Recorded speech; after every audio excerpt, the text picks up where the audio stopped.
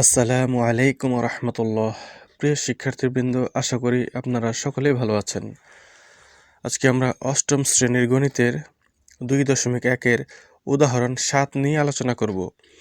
এর আগে 1 থেকে 6 পর্যন্ত আলোচনা করা হয়েছে। সেই ভিডিওগুলো পেতে ডেসক্রিপশন বক্সের মধ্যে 2.1-এর একটি প্লে লিস্টের লিঙ্ক দেওয়া আছে, সেখান থেকে দেখে আসতে পারেন।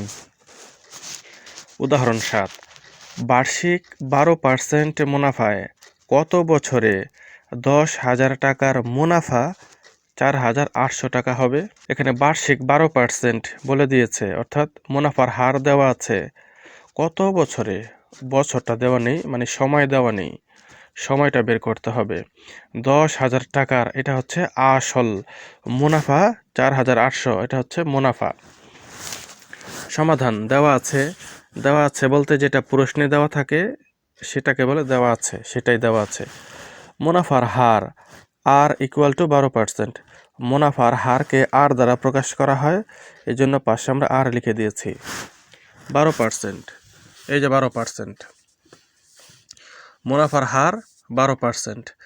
12 ঠিকই লিখলাম উপরে, এই যে পার্সেন্ট ওর কারণে 100 নিচে দিয়ে দিলাম।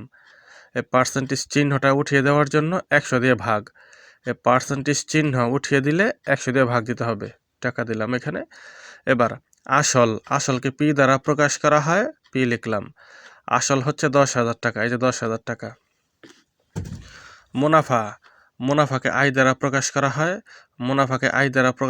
আর মুনাফা 4,800, এই যে 4,800। আর সময় n ইকুয়াল টু হোয়াট? সময় আমরা জানি না, সময় কত সেটা আমরা বের করব। আমরা জানি সরল মুনাফার ক্ষেত্রে সূত্রটি হচ্ছে আই ইকুয়াল টু পিআরএন। এখন আমরা এটা পক্ষান্তর করব। পক্ষান্তর করলাম, এই সূত্রটি পক্ষান্তর করলাম। ডান পাশেরটা বাম পাশেটা ডান পাশে নিলাম।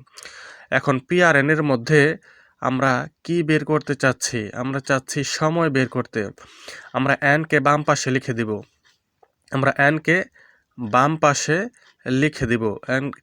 এনকে বাম পাশে রাখলাম। আর পিআর এই দুটিকে আমরা ডান পাশে নিয়ে যাব। যেহেতু পিআর গুণ অবস্থায় রয়েছে, ডান পাশে গিয়ে ভাগ হয়ে যাবে। এই যে ভাগ হয়ে গেছে। যেহেতু আমরা নিচে বসিয়ে দিয়েছি, দাগের নিচে মানে হরে বসিয়ে দিয়েছি, এটার মানেই হচ্ছে ভাগ করেছি। পিআরকে নিচে বসিয়ে দিয়েছি, হরে বসিয়ে দিয়েছি, মানে এটাকে আমরা ভাগ করে দিলাম। এটাকেই ভাগ, আর কি ভাগ অবস্থায় রয়েছে। এখন আমরা মানগুলো বসাবো। আই, পি আর, তিনটার মান আমরা পেয়েছি। যে আর এর মান হচ্ছে এটা, পি এর মান এটা, আই এর মান এটা। এই মানগুলো আমরা বসিয়ে দিলাম। এখানে ছিল আই মানে মুনাফা কত? 4,800, এই যে 4,800 বসিয়ে দিলাম। নিচে ছিল প্রথমে পি হচ্ছে এই যে এটা পি, 10,000, পি বসিয়ে দিলাম 10। আর হচ্ছে 12/100, এই যে 12/100 বসিয়ে দিলাম। এখানে আমরা মানগুলো বসালাম। n ইকুয়াল টু এটা আমরা বসালাম। এখন আমরা পরের পেজে যাব। এই যে নিচের যে লাইনটি রয়েছে, এই লাইনটি আমরা পরের পেজে উঠিয়ে নেব আমাদের সুবিধার জন্য। এই যে এই লাইন এই পর্যন্ত আমরা করেছিলাম, এটা আগের পেজের নিচে ছিল, সেটা আমরা এখানে নিয়ে এসেছি আমাদের বোঝার জন্য, সুবিধার জন্য। এখন আমরা কি করব? n এই পাশে ঠিকই লিখলাম n। আর এই যে 12/100 পাশে 10,000 রয়েছে, এই 10,000-এর অবস্থান কোথায়? সে কি হরের সাথে গুণ হবে নাকি লবের সাথে গুণ হবে? মনে রাখবেন, কোনো পূর্ণ সংখ্যা ভগ্নাংশর পাশে থাকলে, মানে বাম পাশে থাক বা ডান পাশে থাক, এটা কিন্তু একটা পূর্ণ সংখ্যা। 10,000 এটা পূর্ণ সংখ্যা, আর এটা হচ্ছে একটা ভগ্নাংশর বাম পাশে থাক বা ডান পাশে থাক, কোনো পূর্ণ সংখ্যা যদি থাকে গুণ অবস্থায়, সেটা যাবে লবেরটার সাথে গুণ হবে, মানে 10,000 12-র সাথে গুণ হবে লবেরটার সাথে। হরের সাথে গুণ হবে না, লবের সাথে গুণ হবে। এটা সব ক্ষেত্রে, যে কোনো সংখ্যার ক্ষেত্রে গুণ অবস্থা থাকলে উপরেরটার সাথে মানে লবেরটার সাথে গুণ হয়। তাহলে 10,000-কে আমরা কি করলাম? 12-র সাথে গুণ দিয়ে দিলাম, এই পাশে রাখলাম। আমি এটা এই জন্য করলাম, যারা নতুন ছাত্র রয়েছে, যারা একটু মোটামুটি কম বুঝে তাদের সুবিধার জন্য। কিন্তু যারা একটু ভালো বুঝে তাদেরকে এই লাইনটা না দিলেও চলতো, তাদেরকে ডাইরেক্ট করে দিলেও তারা বুঝতো। কিন্তু যারা একটু কম বুঝে, একটু কষ্ট হয়, তাদের জন্য আমি একটু সহজ করে দিয়েছি। এটা হচ্ছে 12-র সাথে গুণ অবস্থায় দিলাম। এখন আমরা এখানে দিলাম। এখন হচ্ছে এই যে সমান চিহ্নের বরাবর যে দাগটা, এটা আমাদের মূল দাগ। এই দাগের উপরের একাংশ, এই দাগের নিচের একাংশ। আমরা এই সমান চিহ্নের বরাবর যে দাগটা রয়েছে, এই দাগের উপরে রয়েছে 4800, 4800, এটাকে আমরা এই পাশে লিখে দিলাম। এবার এই যে নিচের অংশটা, এটা আমরা গুণ দিয়ে উল্টিয়ে দেব। আগে একটা গুণ চিহ্ন দেব আর উল্টিয়ে দেব, অর্থাৎ 100 চলে যাবে উপরে, আর এই যে উপরেরটা মানে 10,000 গুণ 12, এটা যাবে নিচে। এই যে নিচে চলে আসছে 10,000 গুণ 12, 100 উপরে। এটা হচ্ছে একটা ভগ্নাংশ, তো ভগ্নাংশের ভাগ করতে গেলে গুণ চিহ্ন দিয়ে উল্টিয়ে দিতে হয়, গুণ চিহ্ন দিয়ে উল্টিয়ে দিতে হয়। গুণ চিহ্ন দিলাম আর উল্টিয়ে দিলাম, কিন্তু উপরেরটা ঠিকই থাকবে। আশা করি এই লাইন থেকে এই লাইন বুঝতে কোনো সমস্যা হবে না। এরকম আগেও করেছি আমরা, তো একই রকম নিয়ম। অর্থাৎ নিচে যে ভগ্নাংশটি থাকে সেটাকে গুণ দিয়ে উল্টিয়ে দিতে হয়, গুণ চিহ্ন দিয়ে এখানে উল্টিয়ে দিতে হয়। তারপর এখন আমরা কাটাকাটি করব, কার সাথে কাকে কাটবো সেটা আমরা দেখি। আমরা এই যে 4800 আর হচ্ছে 10,000কে কাটবো।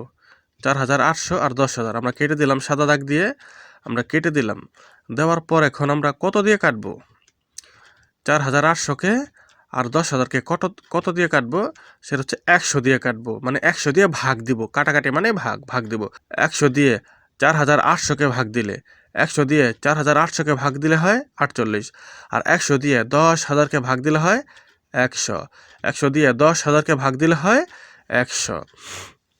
তাহলে আমরা 4800কে 100 দিয়ে ভাগ দিয়েছি, 10,000কে 100 দিয়ে ভাগ দিয়েছি। আমরা কি পেলাম? উপরে 48, নিচে 100।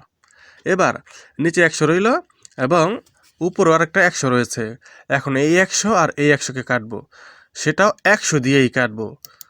কাটলাম, উপরে 1 নিচে 1 লিখলাম, কারণ এই 100কে 100 দিয়েই ভাগ দিয়েছি। 100 দিয়ে 100কে ভাগ দিলে হয় 1, 100 দিয়ে 100কে ভাগ দিলে হয় 1, আমরা লিখে দিলাম। আমাদের মোটামুটি কাটাকাটি হলো। আরেকটি রয়েছে, এখানে 12, এখানে 48, এই দুটিকে ভাগ করব, মানে কাটাকাটি করব। সেটা কত দিয়ে কাটবো? এই দুটিকে কাটবো একই সংখ্যা দিয়ে, সেটা হচ্ছে 12। 12 আমরা কেটে দিলাম, আগে কাটলাম, সাদা দাগ দিয়ে কাটলাম। এখন 12কে 12 দিয়ে কাটবো, 48কেও 12 দিয়ে কাটবো। 12কে 12 দিয়ে কাটবো, 48কে 12 দিয়ে কাটবো। তাহলে কত হয়? 48কে 12 দিয়ে কাটলে হয় 4, আর 12কে 12 দিয়ে কাটলে হয় 1। এই যে 48কে মানে 12 দিয়ে কাটলে মানে ভাগ, 48কে 12 দিয়ে ভাগ দিলে হয় 4, 12কে 12 দিয়ে ভাগ দিলে হয় 1। এই হলো আমাদের কাটাকাটি। তাহলে আর দেখি আমরা হরে কি রইল? হরে রইল 1 আর 1, মানে গুণ অবস্থায় রয়েছে, 1 অক্ষে 1। এটা কিন্তু হরে 1 অক্ষে 1, নিচের 1 লেখা লাগে না। উপরে রইল এই 4 আর হচ্ছে 1, 4 দিয়ে 1 গুণ করলে হয় 4 অক্ষে 4। এই যে 4, n সমান 4। n দ্বারা কি বোঝায়? n দ্বারা সময় বোঝায়, সময়। n দ্বারা 4 মানে হচ্ছে 4 বছর এখানে। সুতরাং নির্ণয়ের সময় 4 বছর। আমাদের বছর বের করতে বলছিল, তো আমরা সময় পেলাম 4 বছর। n সমান 4 মানে হচ্ছে বছর 4, নির্ণয়ের সময় হচ্ছে 4 বছর। উত্তর হবে 4 বছর।